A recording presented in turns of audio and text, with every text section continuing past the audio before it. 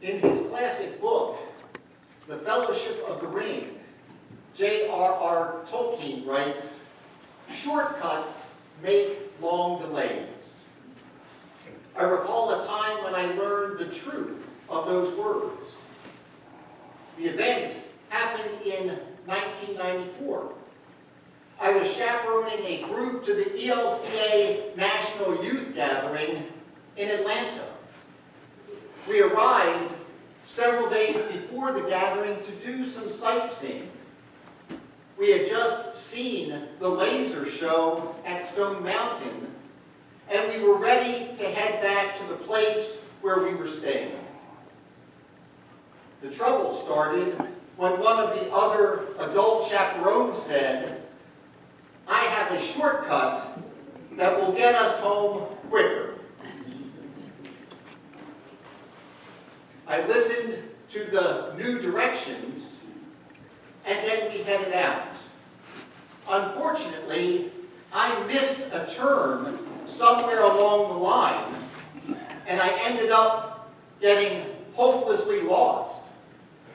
I even stopped and asked directions twice, but neither time did that help. Eventually, I saw signs for 285, which I took to I-75, which is the way that I would have gone in the first place. As a result of this shortcut, a drive that would have taken about 1 hour took me 2.5 hours. Yes, Tolkien was right. Shortcuts make long delays. Taking shortcuts. As I turn to our gospel lesson for this morning, it occurs to me that this is what Satan is tempting Jesus to do. Coming right on the heels of his baptism, in which the voice of the Father declares about Jesus, "This is my Son, the beloved, with whom I am well pleased." Jesus is led by the Spirit into the desert, where Satan essentially challenges Jesus to prove himself. Now, at first glance, Satan's requests do not seem all that unreasonable. Indeed, if Jesus is who he claims to be, the Son of God, he should be able to turn stones to bread to satisfy his hunger. He should be able to show how God will protect him. And he should be able to reign over the kingdoms of the world. In fact, later on in his earthly ministry, Jesus essentially fulfills each of these requests. He would take 5 loaves of bread, and he would feed a multitude of thousands. He would prove his power over nature by walking on water. And he would usher in, eventually, the realm in which he would be called King of Kings and Lord of Lords.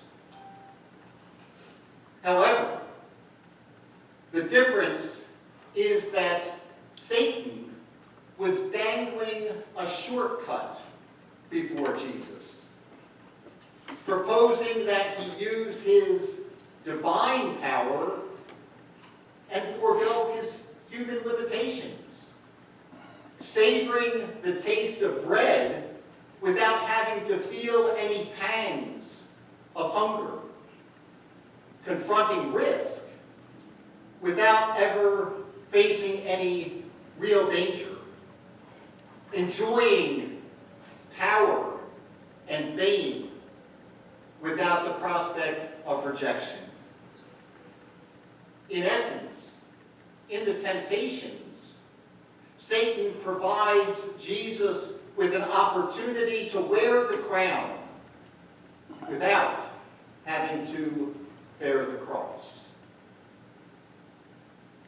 As I reflect on this story, it occurs to me that we actually have some things in common with Satan. I think that there are times when we want God to take shortcuts for our benefit. First, we look for a God of immediate gratification, a God who will turn our stones to bread, a God who will grant us shortcuts around our immediate suffering. We know that the Scriptures remind us in various places that God uses suffering for our good, such as Paul's words in the 5th chapter of Romans. And not only that, but we also boast in our sufferings, knowing that suffering produces endurance, and endurance produces character, and character produces hope. Still, we are likely to pray in a time of trial, "If you love me, Lord, take away this pain now." Second, we look for a God who will prove himself to us. "Lord, give me a wondrous sign so that my faith in you will be justified. God, shower me with earthly blessings so that I know that you love me."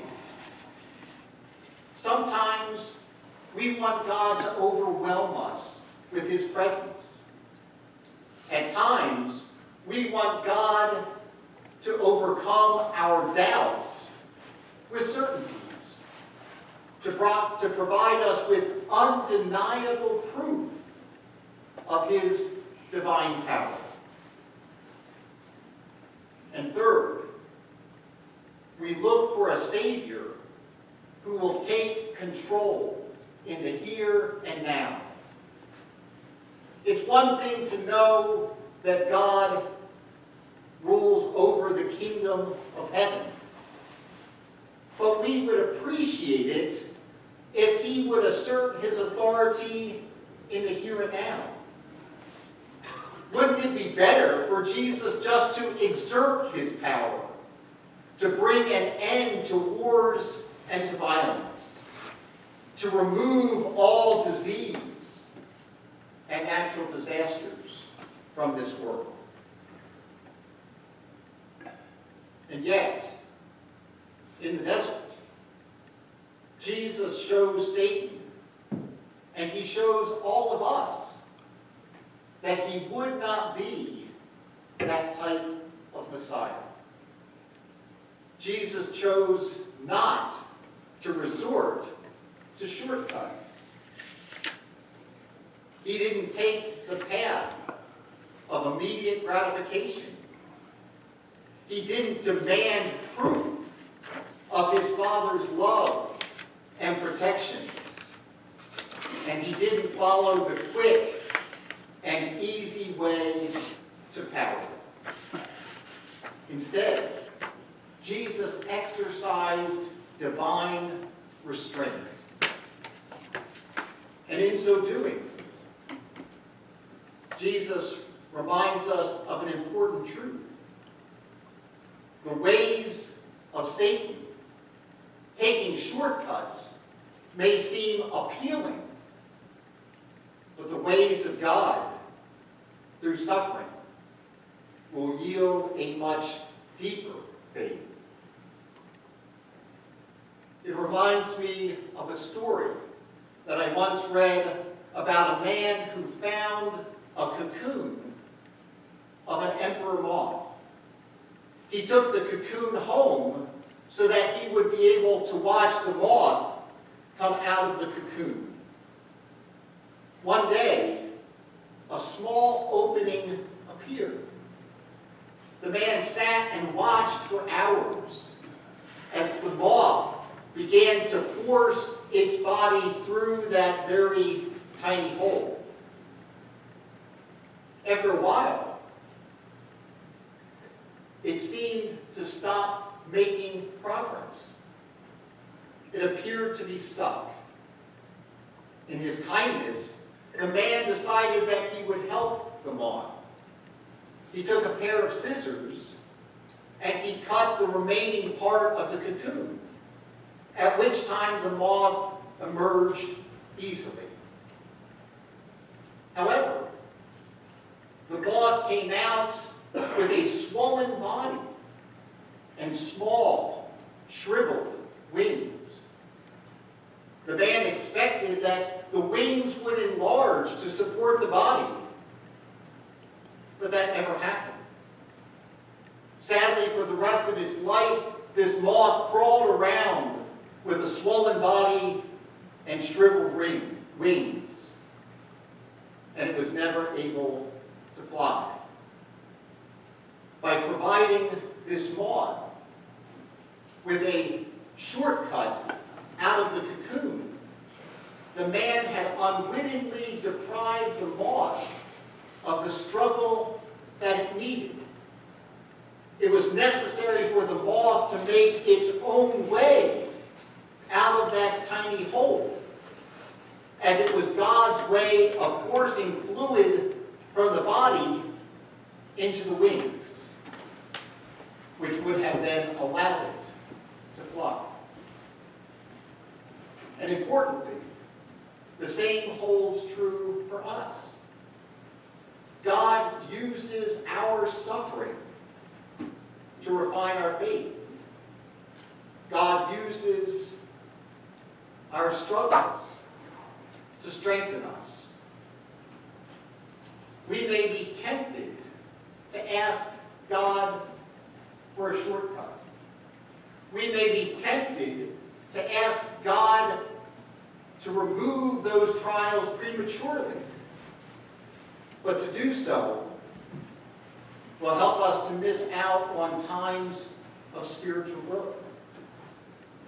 For it is in the midst of those times that we learn to rely not on ourselves, but on Jesus, who is with us always. For truly, we can take comfort in these words from the author of Hebrews. Because he himself suffered when he was tempted, he is able to help those who are tempted. Amen.